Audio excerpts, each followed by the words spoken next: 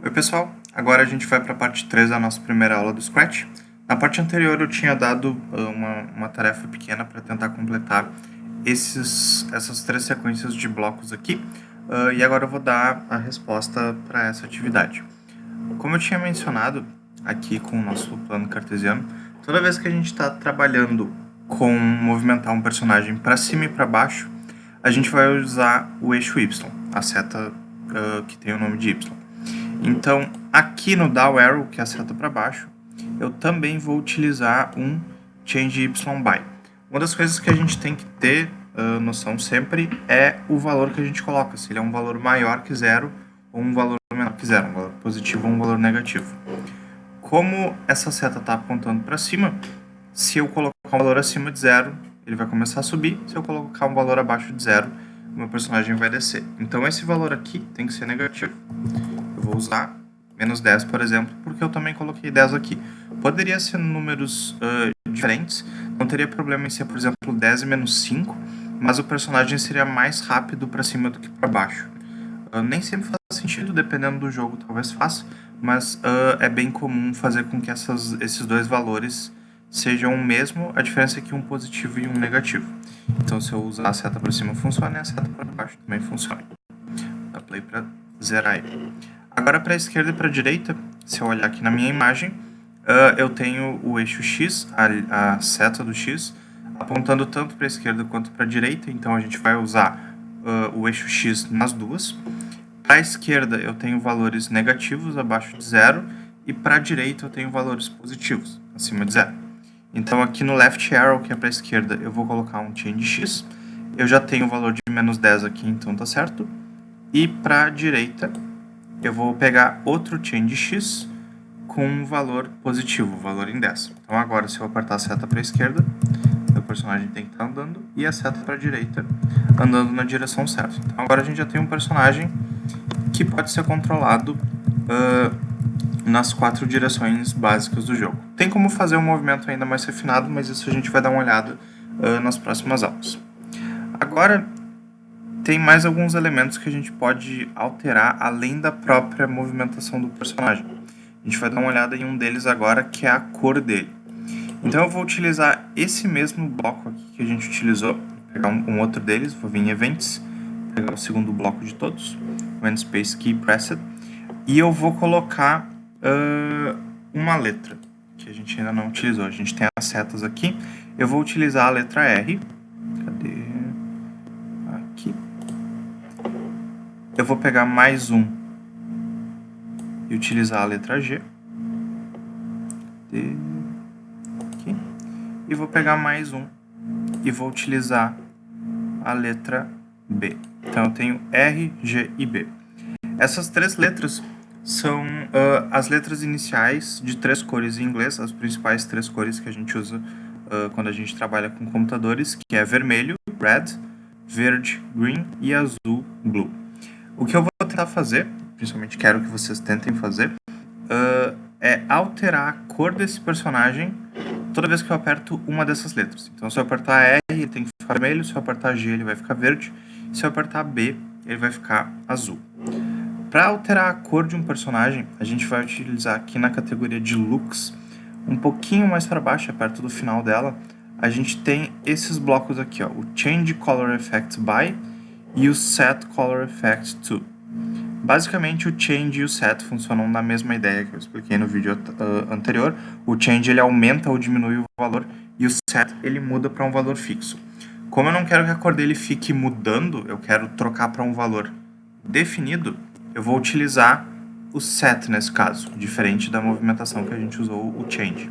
Então o change não importa aqui, eu vou utilizar o set e eu vou utilizar um para cada um desses conjuntos aqui. Então um aqui e um aqui. Eu vou até reorganizar eles para ficar um pouquinho melhor.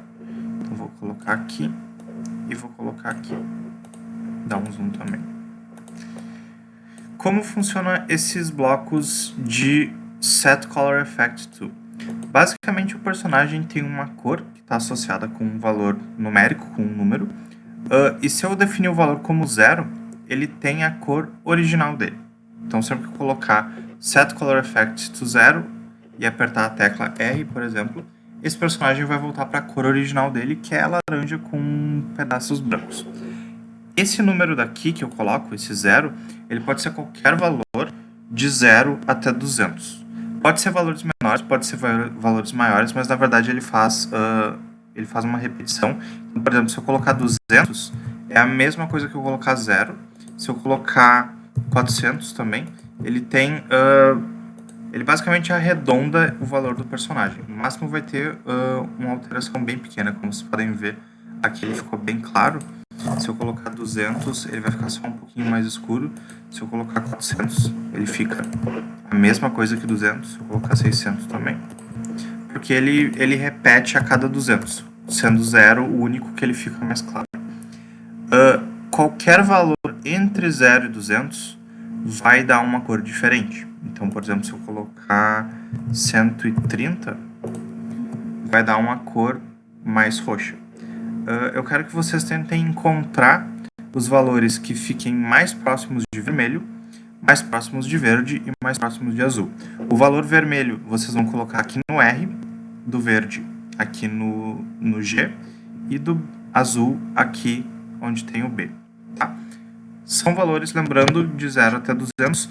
Não precisa ser um valor exato. Então, por exemplo, se vocês olharem aqui, 130 e 140 não tem muita alteração entre eles de cor, dependendo. Então, por exemplo, existem diversos tons de azul, existem diversos tons de verde e alguns tons de vermelho, que se eu trocar de 5 em 5 eu não vou perceber tanta diferença. Então, se vocês encontrarem, por exemplo, 20 para vermelho, 20 para vermelho ou 30 para vermelho pode não ter tanta diferença, mas tentem encontrar o azul mais escuro, o verde mais forte e o vermelho mais forte também. Eu vou dar alguns segundos aqui, peço para vocês pausarem o vídeo também, para tentar completar essa atividade, que daqui a pouco eu mostro o resultado.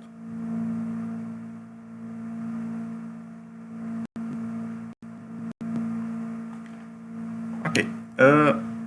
As cores que a gente pode utilizar para tentar pegar os tons mais fortes, eu vou utilizar principalmente múltiplos de 10, então números de 10 em 10, ou até mesmo de 5 em 5, se eu quiser ser um pouquinho mais preciso. Mas para vermelho, é bem comum usar o valor 180, quase próximo de 200. Então, se eu colocar 180, ele fica bem avermelhado. Eu posso tentar valores um pouquinho diferentes, então, por exemplo, testar 170, ele já fica um pouco mais rosa. Só que se eu colocar 190, que é mais, ele vai ficar meio alaranjado. Então, 180 é um dos valores mais bem vermelhos que a gente consegue. Para verde, eu costumo recomendar o 40, que a gente tem. Então, vou apertar G aqui. Ele tem um verde um pouquinho mais claro, mas a gente pode tentar 50, que é bem parecido, e também 45. Também funciona. Se eu colocar um valor menor, como por exemplo 30, ele já começa a ficar meio amarelado. E se eu colocar 60, ele já vai ficando verde água. Então já é um pouquinho mais complicado. Então, uns 50 para ter um verde. É um pouco mais difícil conseguir um verde escuro por causa da cor original do gato, mas em outros personagens tem como. Para azul, eu normalmente utilizo o valor 100. Então aqui a gente tem um azul mais escuro. Tem variações, então, por exemplo, 90 a gente tem um azul um pouco mais claro, 80 tem um azul bem claro, 110 é um azul bem mais forte, só que se eu começar a colocar 120 ele já vai pendendo para o roxo, 130 já é roxo, como eu tinha mostrado antes. Então 100 e 110 são valores bem fortes de azul. A gente tem como pegar basicamente qualquer cor básica aqui, tem como pegar rosa, tem como pegar roxo. O próprio laranja não tem muita graça, porque seria colocar 0. A gente pode pegar rosa, roxo, amarelo, verde claro, verde mais escuro, verde água, azul claro. Então tem diversas combinações que a gente pode tentar fazer aqui. Eu gostaria que vocês tentassem montar mais algumas dessas.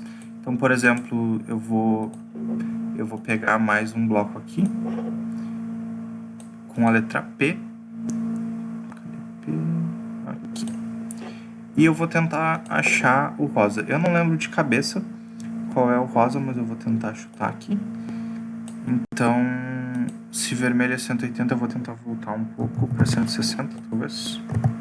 Eu já tenho um rosa, eu acho que dá para testar 150. É um rosa um pouquinho mais próximo de roxo, então talvez um 5,5. Então a gente tem alguns valores entre 150 e 160 para utilizar a rosa. Se eu quiser amarelo, por exemplo, eu vou pegar mais uma aqui ainda. Espaço Y de yellow. Mais uma aqui. Se 0 a gente tem laranja e 50 a gente tem verde, então algo talvez 20 a gente consiga um amarelo. Ainda está um pouco esverdeado. Deixa eu tentar 10. A 10 eu consigo um amarelo aqui. Amarelo também é um pouquinho difícil de se conseguir. A gente também pode tentar um roxo com algo em volta de 130.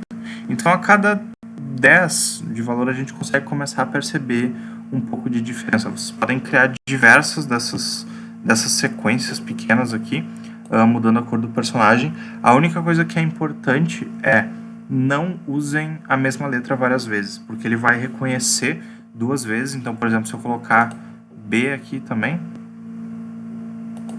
eu tenho B trocando a cor para azul, que seria 110, e trocando para rosa, que seria 160. Se eu apertar B, ele vai rodar na sequência que foi criada. Então, basicamente, ele ignora esse primeiro e ele vai para o segundo, e daí já fica um pouquinho mais complicado. Ó. Ele vai ignorar esse aqui do 110 e ele vai rodar o 160 porque a gente criou ele depois. Então, eu vou colocar o P aqui de volta para eu poder ter as duas cores. P vai rosa, B vai azul. P vai rosa, B vai azul. Tá? Então, não repitam as letras, assim como também não usem as setas, porque a gente já está usando elas aqui. Então, a gente tem um personagem que anda e muda para cores básicas. Era isso para a nossa primeira aula, pessoal. Caso vocês tenham qualquer dúvida, podem entrar em contato. Obrigado.